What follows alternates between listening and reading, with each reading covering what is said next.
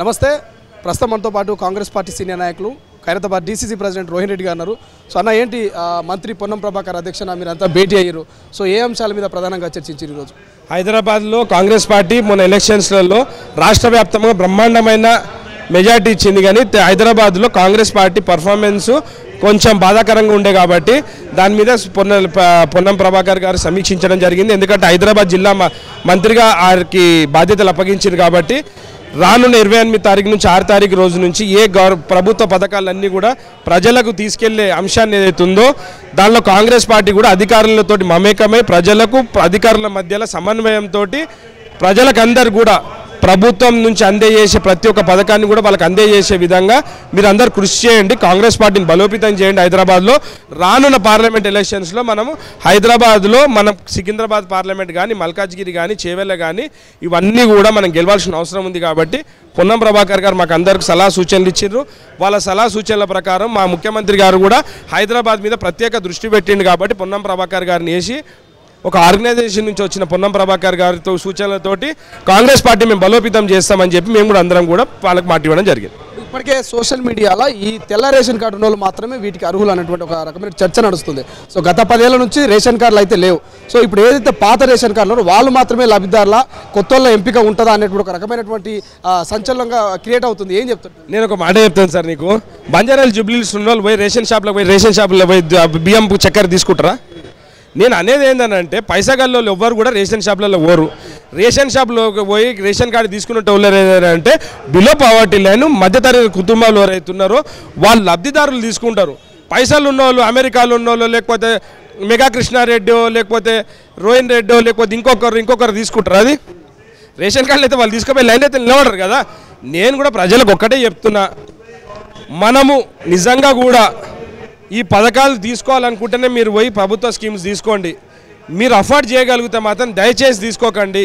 ఎందుకంటే ప్రభుత్వంకు ప్రజలకు వచ్చే సంపదనే పబ్లిక్లీ డిస్ట్రిబ్యూట్ చేస్తాం.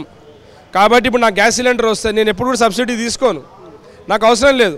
అదేవిధంగా అమెరికా వాళ్ళు ఉన్న వాళ్ళకి దళిత బంధు ఇచ్చిండు కేసీఆర్, లేకపోతే రైతు బంధు ఇచ్చిండు, వాళ్ళకి అవసరమా?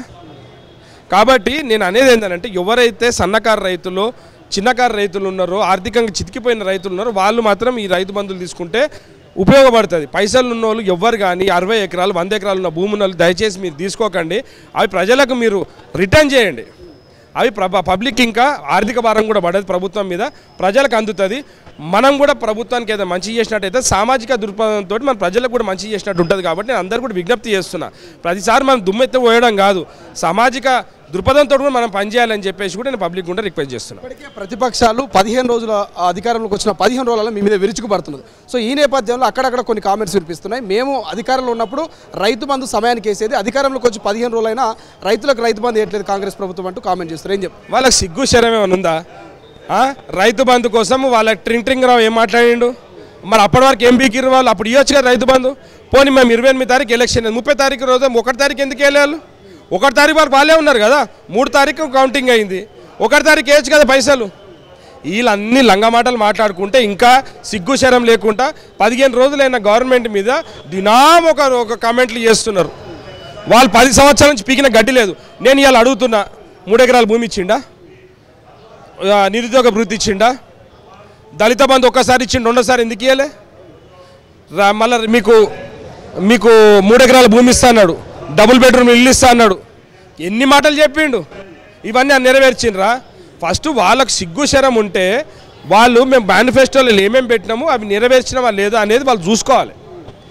మేము 6 పథకాలలో 2 ఇమీడియట్ ఇచ్చినాం 2 రోజులలో. మిగిలింది కూడా ముఖ్యమంత్రి గారు చిత్తశుద్ధి చూడండి. రేవంత్ రెడ్డి గారు 28 తారీఖు నుంచి 6 తారీఖు లోపల రాష్ట్ర వ్యాప్తంగా అందరి దగ్గర కూడా అప్లికేషన్ ఫామ్స్ అన్ని వెళ్ళిపోవాలి, వాళ్ళ అప్లికేషన్ ఫామ్స్ కలెక్ట్ చేసుకోవాలి. 100 రోజులలో మేము ఇస్తామన్న, దట్ ఈజ్ అవర్ కమిట్మెంట్. వాళ్ళ లెక్క మాటలు చెప్పి పైసలు 30% కమిషను లేకపోతే దొంగ మాటలు చెప్పి మేము ప్రభుత్వం నడపం. బరాబర్ చెప్పింది చేస్తాం, చేసి చూపిస్తాం. వాళ్ళకి ఏమవుతుందంటే ఇది తట్టుకోలేకపోతున్నారు మేము చేసేటి అన్ని చూసి. అదే ఓర్వలేని తనం అంటారు కదా, వాళ్ళు ఓర్వలేని తనంకు మాట్లాడుతున్నారు. వాళ్ళ నాయకులే తిడుతున్నారు వాళ్ళని. దొర అహంకారం తగ్గింది, ఇప్పుడు మా దగ్గరకు వచ్చి మాట్లాడుతున్నాడు, మాతో మీటింగ్లు పెడుతున్నాడు, దండలు పెడుతున్నాడు. మీరు ఎక్కడ పార్టీలు మారకండి, మీరు నిరుత్సాహపడొద్దు, మేము కాపాడుకుంటాం అన్నాడు. 10 సంవత్సరాల నుంచి కుక్కలు లేక చూసిండు వాళ్ళ లీడర్లని. ఒక్కరికన్నా అపాయింట్మెంట్ ఉందా? మనం రోడ్డు పోంటి కుక్క పోతే కూడా దాని ఆకలితో ఉంటే దానికి ఇంత మన దగ్గర ఉండే రొట్టెనో బ్రెడ్డో ఇస్తాం. అంతకన్నా ఘోరం నాయకులను ప్రగతి భవన్లకు రానియలే, గేట్ల కాడికెళ్ళి వాపసు పోయిర్రు. గట్లనా? కాంగ్రెస్ పార్టీలో బరాబర్ చూడు రేవంత్ రెడ్డి గారిని కాన్వాయ్ పోతుంటే కూడా ట్రాఫిక్ ఆపొద్దన్నాడు. ఆయన 16 బండ్లు ఉన్న కాన్వాయ్ 9 బండ్లకు కుదించుకున్నాడు. అంత పెద్ద ప్రగతి భవన్ కట్టుకుంటే కూడా ఇంట్లో ఉన్నాడు రేవంత్ రెడ్డి గారు. గది కాంగ్రెస్ పార్టీ అంటే. గెలిచిన 2వ రోజు కంచగుళ్ళ కొట్టిండు, 3వ రోజుకి ప్రజావాణి అని పెట్టిండు ప్రజల కోసం. ప్రతి ఒక్కరు కూడా మంత్రులను వచ్చి నా అకౌంటబిలిటీ కూర్చున్నారు. వాళ్ళు అప్లికేషన్లు ఇస్తే 10 కిలోమీటర్ల వరకు జనాలు నిలబడుతున్నారు. అది కాంగ్రెస్ 10,000 మంది వస్తున్నారు. అంటే పబ్లిక్ ఎంత 10 సంవత్సరాల నుంచి ఈ ప్రభుత్వంతో కడుపులో మండిపోయి జీర్ణించుకోలేక ఇవాళ మా దగ్గరకు వచ్చి వాళ్ళ సమస్యలు తీసుకొని వస్తున్నారు. 10 సంవత్సరాలు దొరవరకు అని కనిపించినా చందమామని అన్న కనిపిస్తుంది కానీ కేసీఆర్ మాత్రం ఎప్పుడు కనిపించలే వాళ్ళకి. కాబట్టి నేను ఒకటే చెప్తున్నా, ఇవన్నీ బంద్ చేసుకో. మీరు ఈ 10 రోజులు ఎట్లా ఓపిక సర్చుందో ఒక 100 రోజులు ఓపిక పట్టు, మీ దుకాణం బంద్ అవుతుంది. మీ నాయకులే మిమ్మల్ని తిరగబడే రోజు దగ్గరకు వస్తున్నది. ఎందుకంటే నిన్నగాక మొన్న కేటీఆర్ ఒక మీటింగ్ పెట్టిండంట హైదరాబాద్లో కార్పొరేటర్లు నాలీళ్ళని.